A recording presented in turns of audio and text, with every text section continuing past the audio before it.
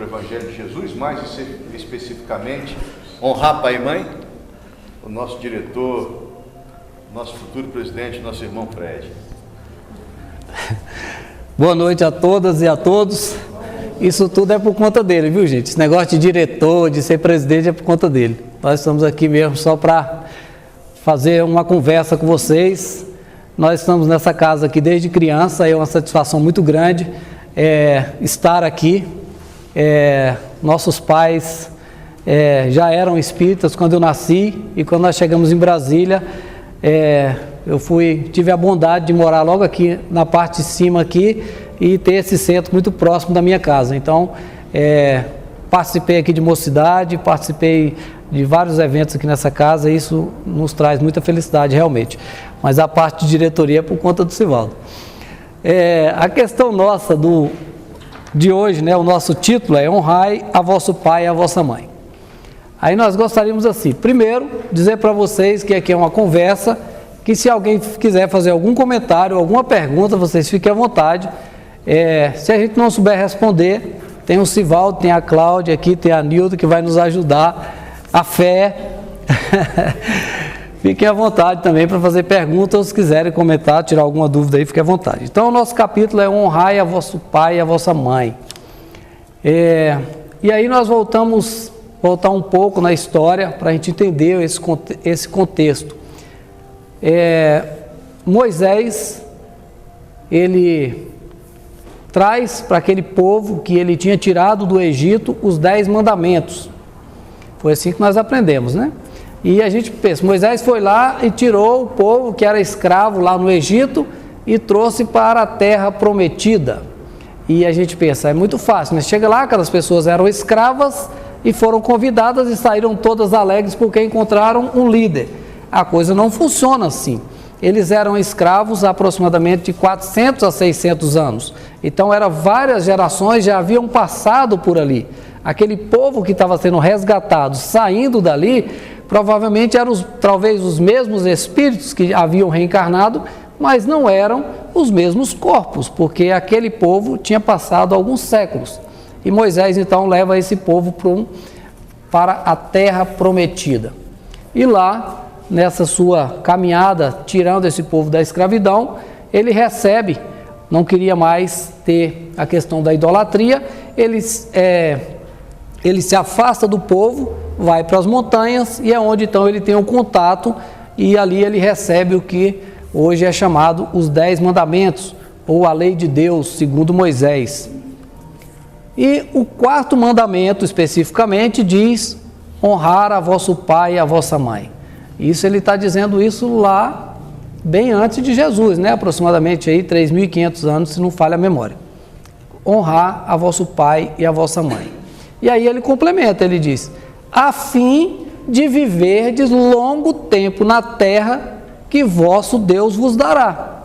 Ou seja, né?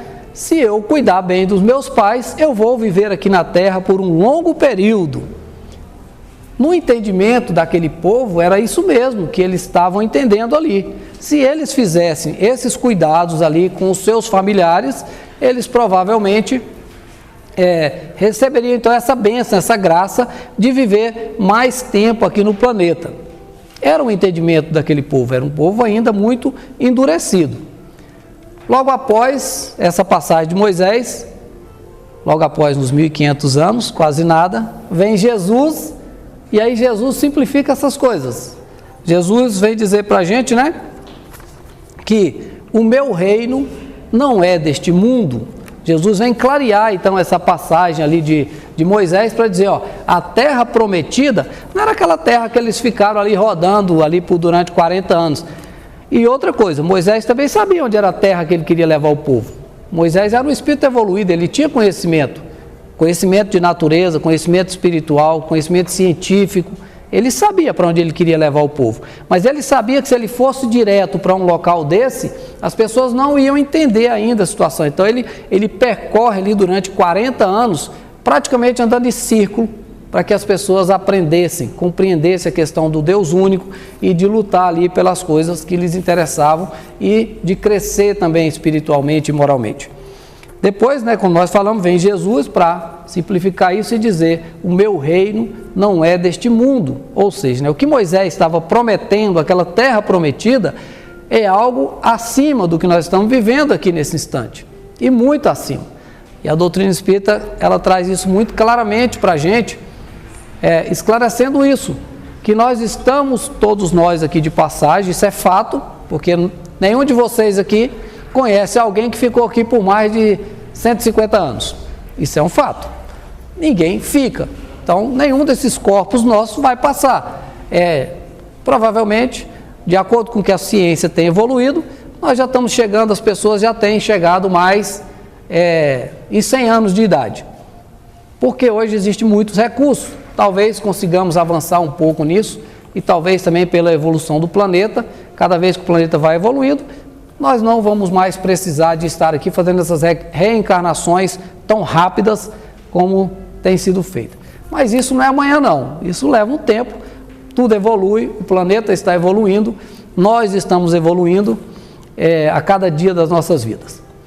E aí, essas passagens de Jesus, elas têm várias passagens, e nós temos que tomar cuidado, porque senão Jesus estava certa vez reunido com seus apóstolos e com seus discípulos dentro de uma casa, e pensem, por isso que nós temos que voltar dentro daquele contexto, daquela paisagem, daquele momento histórico. Se a gente observar qualquer líder religioso nos nossos tempos, um líder mais famoso, dificilmente esse líder ele anda só, geralmente tem uma multidão em volta dele, ou se ele se dispõe a vir no local, ou um espírita não tem que ser famoso, mas se a gente convidar o Divaldo aqui, a gente fica sem espaço aqui nessa casa para colocar as pessoas, e você divulgar isso. Então assim, Jesus está ali naquela casa com várias pessoas, não era só 12 eram os mais próximos que viviam com Jesus, chamados de apóstolos, mas os discípulos, as pessoas que seguiam Jesus, sempre tinha muitas pessoas. Então a casa estava totalmente cercada, do lado de fora, muita gente para ouvir Jesus. E Jesus está ali na casa e de repente alguém passa no meio da multidão, se aproxima dele e diz assim: mestre, sua mãe e seus irmãos estão lá fora. Bom, aí dá para a gente fazer um monte de conversa aqui. Primeiro, será que Jesus tinha irmão ou não? A gente geralmente não vê falar sobre isso, né? Mas também isso não muda em nada para nós do que Jesus veio trazer. Jesus veio trazer um ensinamento moral, isso é a parte mais importante. Mas historicamente também nós podemos observar isso, né? Mas os judeus têm o hábito também de a família, os primos, aquelas pessoas próximas, eles consideram como irmãos, eles são criados juntos e são considerados como irmãos. Mas aí também estava a mãe.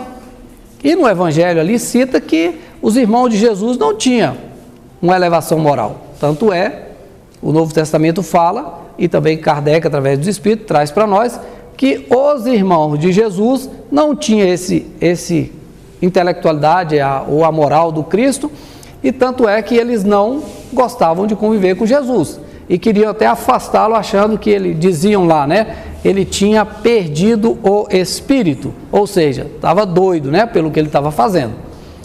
Mas aí ele fala, aí Jesus fala, sua mãe e seus irmãos estão lá fora.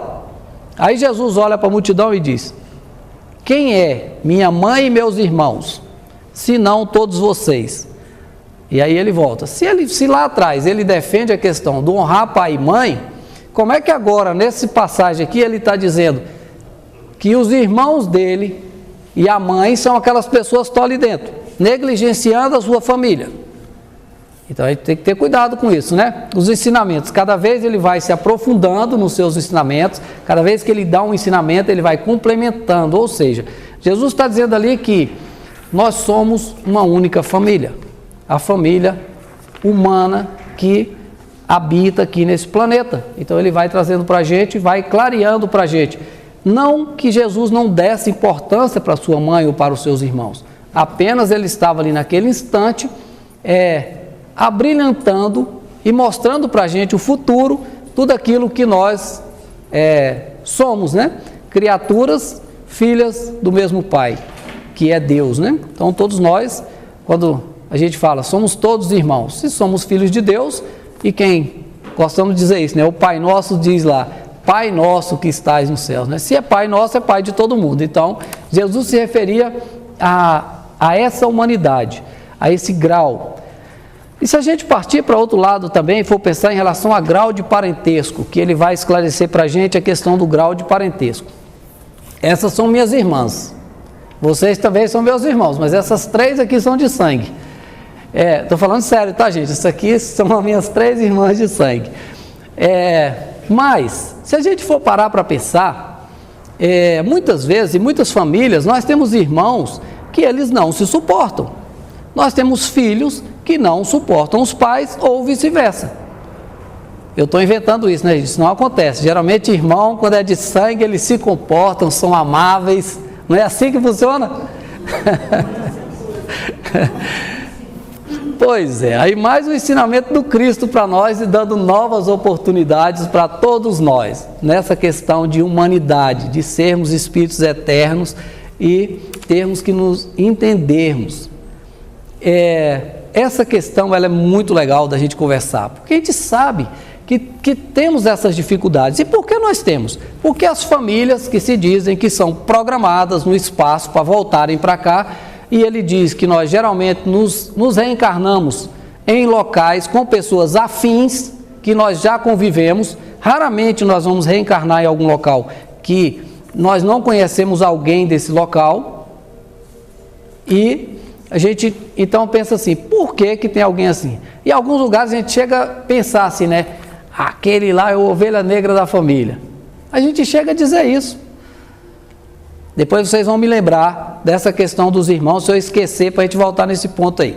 Porque eu quero lembrar para vocês aqui, para quem não leu, um livro do André Luiz. Quem está chegando agora na doutrina, André Luiz é um espírito que viveu como médico aqui no planeta e quando desencarnou passou uns maus bocados e depois quando ele sai, que ele começa a entender realmente o que é a vida, o que é Deus, ele começa a ditar algumas obras para Chico Xavier. Temos aí 16 que são mais famosas, tem alguns outros volumes que ele ajuda também na construção, mas ele tem 16 que são as mais famosas. O terceiro se chama Missionários da Luz. Essa obra, ela mostra várias coisas voltadas para o nascimento, para a construção nossa, para que a gente possa estar aqui no planeta. E numa dessas, ele dá uma riqueza de detalhe, porque a gente fica pensando assim, aliás, a gente muitas vezes não avalia e não valoriza o nosso corpo. E o Evangelho nos chama a atenção para isso, que o nosso corpo é um empréstimo, é uma dádiva que Deus nos concede para que a gente possa fazer os nossos aprendizados aqui no planeta. E o André Luiz, nessa obra, ele faz como se fosse uma cobertura jornalística.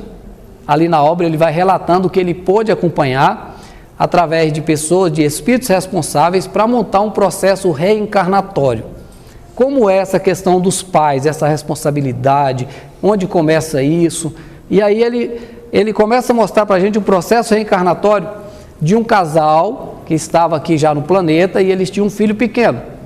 E esse casal, o marido, ele estava tendo muito pesadelo à noite, ele não conseguia dormir, o trabalho, as coisas estavam ruins, a coisa não engrenava para ele.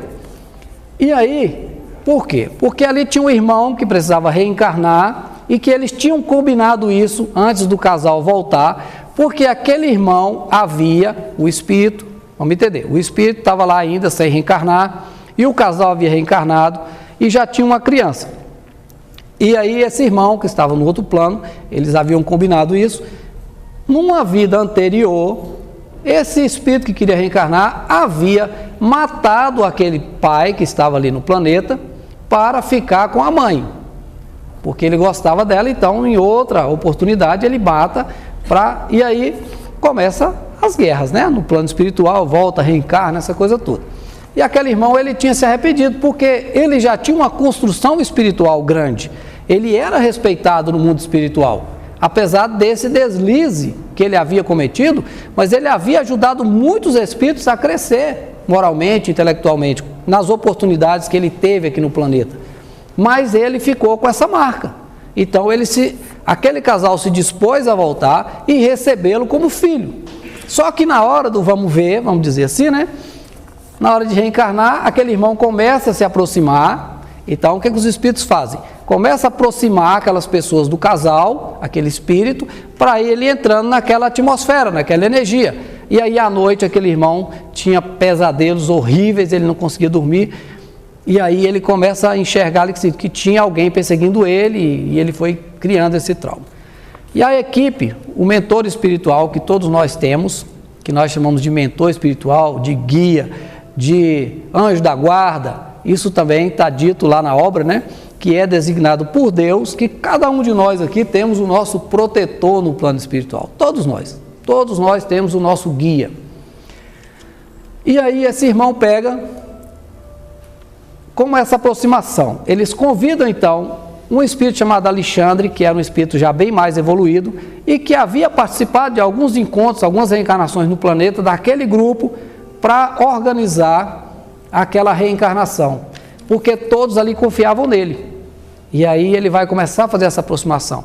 E aí eles aproveitam o momento do repouso físico do casal, quando o casal está no momento do repouso físico, o espírito sai do corpo. Quando a gente sai do corpo, gente, é que o espírito larga o corpo e vai embora não, viu? Existe ali um cordão fluídico que alguns médicos conseguem visualizar isso tranquilamente, como no plano espiritual também. Os espíritos desencarnados sabem quem que está encarnado, porque existe esse cordão amarrado ali no espírito, ligado. E aí esse espírito então, ele começa a fazer essa aproximação e o Alexandre começa a convencê-lo, encorajá-lo, porque ele também estava abatido. Ele chegava e dizia assim, eu não vou conseguir. Ele queria reencarnar, mas ele achava, eu também não vou conseguir, eu vou falhar, eu vou falir novamente nessa prova. E aí o Alexandre fica um bom período ali, convencendo que ele seria capaz, levantando a moral dele. E também para o casal, quando eles dormiam, que eles saíam ali do corpo, eles se encontravam ali no espaço, e o Alexandre convenciam eles que eles seriam pais novamente.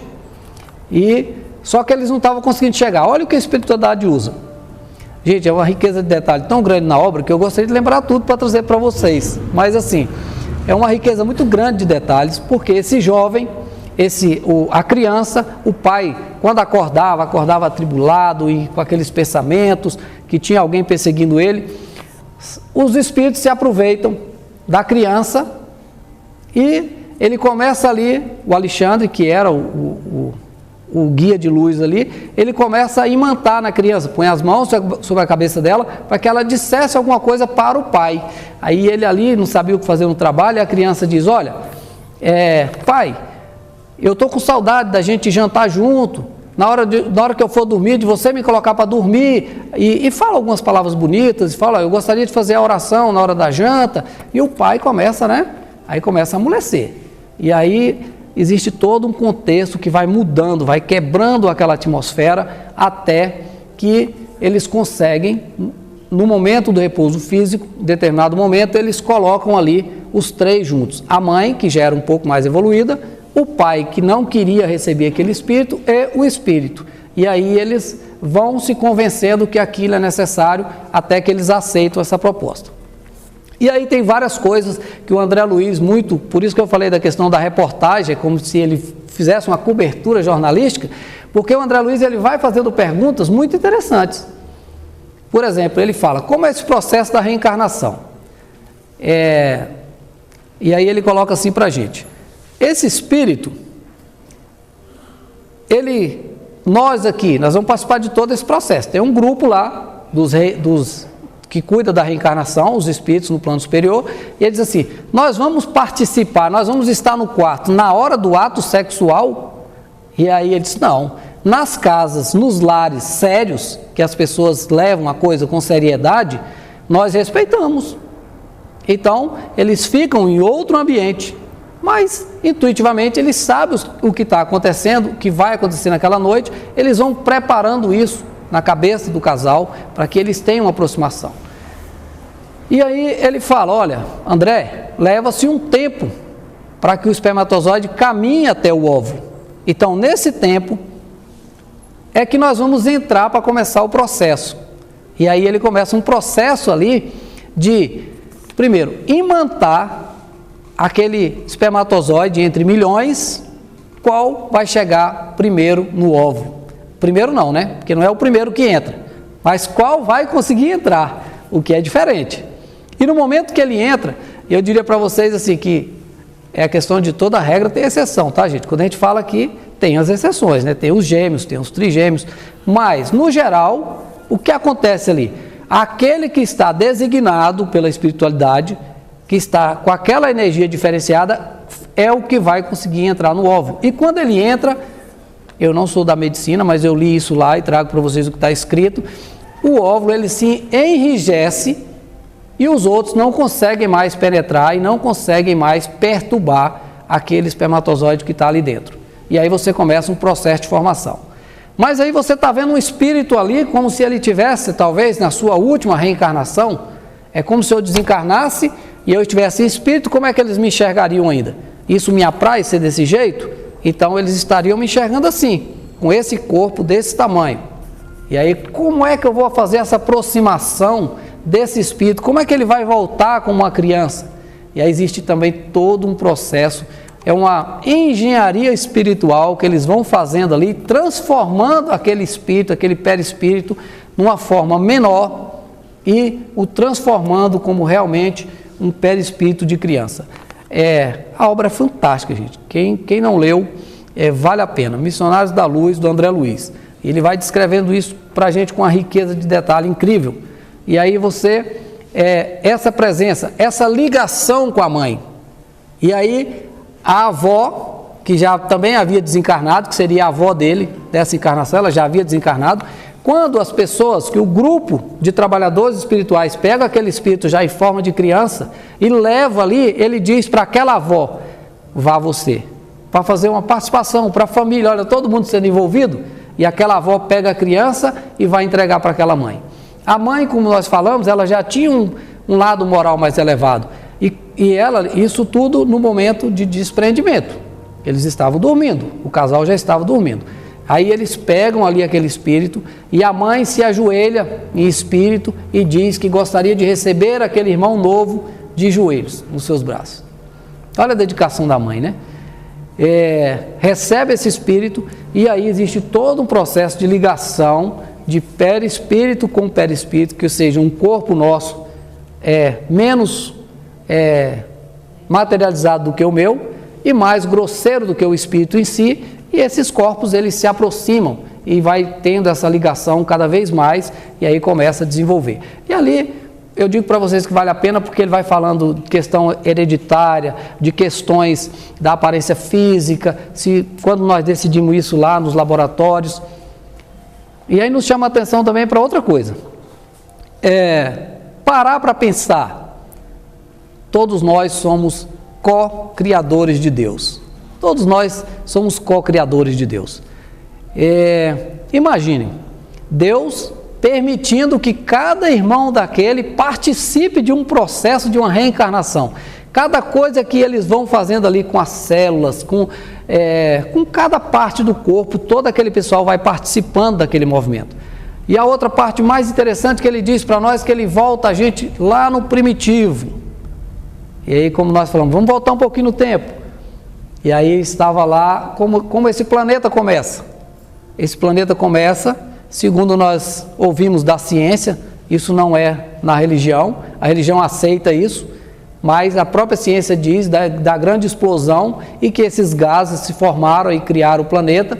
Foi isso que nós aprendemos, né, gente? E vão se condensando e as primeiras vidas, elas aparecem no mar.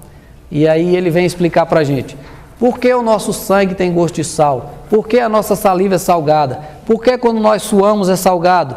Porque nós estamos lá no primitivo. E aí, por que nós voltamos ali dentro de um óvulo que é uma coisa unicelular, voltando lá na nossa origem novamente? Você pegar um espírito, muitas vezes já adiantado, intelectual e moralmente, e ele volta novamente num processo dentro de uma pequena célula ali para criar uma vida novamente. Isso é algo extraordinário.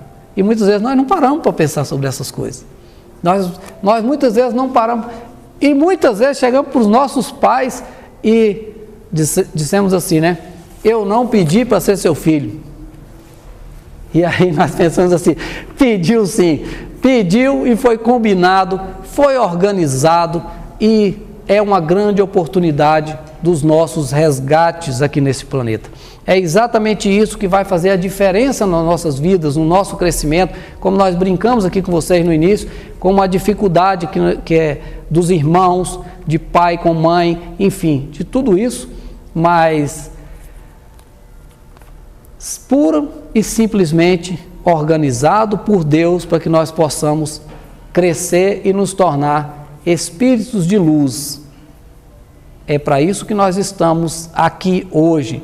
E aí os espíritos vêm dizer para nós assim, se tem uma coisa que nós estamos fadados, todos nós aqui, ó, todos aqui, lá fora, quem quer que seja, todos nós um dia, tem até uma musiquinha bonitinha que eu gosto da evangelização que diz, um dia todos nós seremos anjos, e um dia todos nós seremos espíritos de luz, querendo ou não. Uns demoram mais, outros menos, mas não tem para onde correr. Eu tinha um negocinho para falar, mas meu dirigente já subiu ali para fazer eu parar de falar. Eu vou só ler um pedacinho aqui, meu chefe, para me encerrar. Pela grandeza, né, da lição, por tanto que nós devemos aos nossos pais. O Haroldo Dutra, que é um palestrante, escritor, ele recentemente traduziu até a Bíblia, ele voltou lá, foi buscar os originais para ele fazer uma tradução. O Haroldo é um dos principais expoentes da atualidade. Eu estava ouvindo uma palestra dele certa vez e ele contando assim, que um exemplo de uma pessoa que saiu do Vale do Jequitinhonha, para quem não conhece é o norte de Minas, é provavelmente a região mais pobre do estado de Minas Gerais, que Minas Gerais é um estado rico, mas essa região ela é uma região pobre, ela é uma região quase desértica. E uma moça ali, analfabeta, foi para Belo Horizonte para tentar melhorar de vida, alcançar os seus objetivos, os seus sonhos, e foi morar na casa de uma família, para trabalhar para essa família, e o filho mais novo, de 18 anos, engravida essa moça. E a família, logo que descobre, pega esse filho, esconde, tira dali e convence a moça que ela tem que voltar para o interior. E ela volta para o interior e passa até fome, fica morando na casa de um e de outro. Isso foi em 1970, vocês imaginam, uma pessoa em 1970, uma pessoa do interior, vai para a capital e volta grávida para uma cidade de interior. Uns anos antes elas já iam direto para outros locais, mas ali, graças a Deus, a família ainda acolheu. E ele contando isso e dizendo da felicidade dele de ter nascido, porque depois ele fala que aquela mãe era a mãe dele. O Haroldo Dutra hoje é um juiz federal, como nós falamos, um escritor, e ele falando da felicidade dele de ter nascido, da gratidão que ele tem pelo pai, que ele provavelmente não conheceu quando criança, porque ele não fala sobre essa parte, mas a gratidão que ele tem da vida, de ter nascido, daquele casal ter se reencontrado para que ele pudesse estar ali naquele local fazendo o melhor que ele tinha. Então ele comenta isso assim, um grande exemplo para nós, uma pessoa que era filho ali de uma pessoa analfabeta e atingir uma condição assim hoje que ele atingiu, sem reclamar, sem ficar preso naquilo que aconteceu no passado. É claro que a gente não pode julgar a história de ninguém. Se a gente pudesse ouvir a história de cada um em relação à família aqui, provavelmente, se a gente pedisse 3 pessoas para dar um depoimento, quando chegasse pelo menos na segunda ou na terceira, nós já estaríamos em pranto, porque todos nós tivemos dificuldades nas nossas famílias. Todos nós temos, né? Aí, só esse finalzinho aqui que ele coloca assim para a gente, ó. Formam famílias os espíritos que a analogia dos gostos, a identidade do progresso moral e a afeição induzem a reunir-se. Esses mesmos espíritos, em suas migrações terrenas, se buscam para se gruparem como fazem no espaço, originando-se daí as famílias unidas e homogêneas. Se nas suas peregrinações acontece ficarem temporariamente separados, mais tarde tornam a encontrar-se, venturosos pelos novos progressos que realizaram. Mas, como não lhes cumpre trabalhar apenas para si, permite Deus que espíritos menos adiantados encarnem entre eles, a fim de receberem conselhos e bons exemplos. Ou seja, né, juntamos a nossa família que nós queremos estar no meio dela, mas a espiritualidade coloca alguém, de repente até como eu mesmo, para ficar atrapalhando a família, mas para que a gente possa progredir junto, né? Mas, como não lhes cumpre trabalhar apenas para si, permite Deus que espíritos menos adiantados encarnem entre eles, a fim de receberem conselhos e bons exemplos, a bem de seu progresso. Esses espíritos se tornam, por vezes, causa de perturbação no meio daqueles outros, o que constitui para estes a prova e a tarefa a desempenhar. Acolhei-os, portanto, como irmãos, auxiliai-os, e depois, no mundo dos espíritos, a família se felicitará por haver salvo alguns náufragos, que a seu turno poderão salvar outros. Santo Agostinho. Muito obrigado, viu, meu amigo?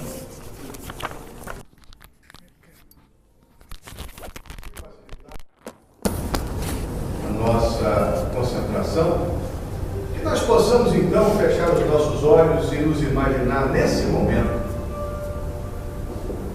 num grande hospital, em que os terapeutas do bem se encontram presentes, imbuídos do magnetismo crístico, com a finalidade de nos trazer, através dos fluidos advindos dos hospitais do espaço, dos laboratórios siderais da nossa mãe natureza, aquilo que nós necessitamos para o corpo e para o espírito.